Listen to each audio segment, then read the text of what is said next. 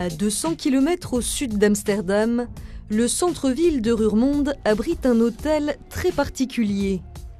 Bienvenue au Het Arrestuis, un établissement de luxe aux allures d'Alcatraz. Pendant longtemps, de 1863 à 2007, ici c'était une prison. Puis de 2007 à 2011, le bâtiment est resté vide. C'est à ce moment-là qu'on a fait les plans de l'hôtel. Après 2 ans de travaux à 8 millions d'euros, le bâtiment est transformé en hôtel. Pour séjourner ici, comptez en moyenne 150 € la nuit pour 2 personnes dans l'un des cachots confort ou suite du prisonnier. Please. Le standing n'a plus rien à voir avec celui des anciennes cellules, mais les traces du passé pénitentiaire sont soigneusement conservées pour attirer les touristes en quête de sensations.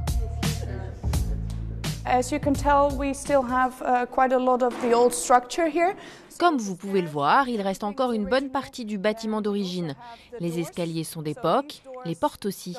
Ces portes n'ont pas vraiment d'utilité, mais on les a laissées pour que ça ressemble à une cellule. On a aussi gardé les barreaux ici et dans presque toutes les chambres. La vente de ce bâtiment a rapporté 1,5 million d'euros à l'État néerlandais. En tout, 7 prisons comme celle-ci ont déjà été vendues aux Pays-Bas. Des prisons devenues inutiles, faute de prisonniers pour les remplir.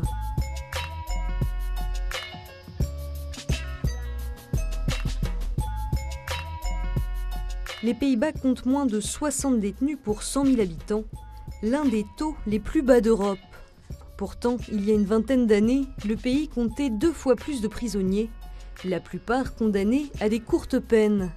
Des séjours de quelques semaines derrière les barreaux qui n'aidaient pas vraiment à faire baisser la criminalité. La conviction qui domine chez les chercheurs, mais aussi dans le monde politique, c'est que les peines de prison de 3 mois maximum n'ont pas vraiment beaucoup de sens. Elles sont trop courtes pour avoir un effet. Et en plus, elles coûtent très cher. Alors le gouvernement a dit, il faut qu'on se tourne vers des peines qui ont plus de sens. Pour désengorger les prisons, le gouvernement a donc choisi de passer par une réforme pénale. Les peines de moins de 3 mois peuvent être remplacées par des sanctions alternatives. Beaucoup de petits délinquants sont désormais placés sous liberté surveillée ou condamnés à des travaux d'intérêt général. Ça va du ménage dans une maison de retraite, au jardinage, au nettoyage des graffitis dans la rue. Un outil apprécié des juges. Les peines alternatives concernent aujourd'hui près d'un quart des condamnés. Ils ont 2 fois moins de chances de récidiver qu'une personne passée par la case prison.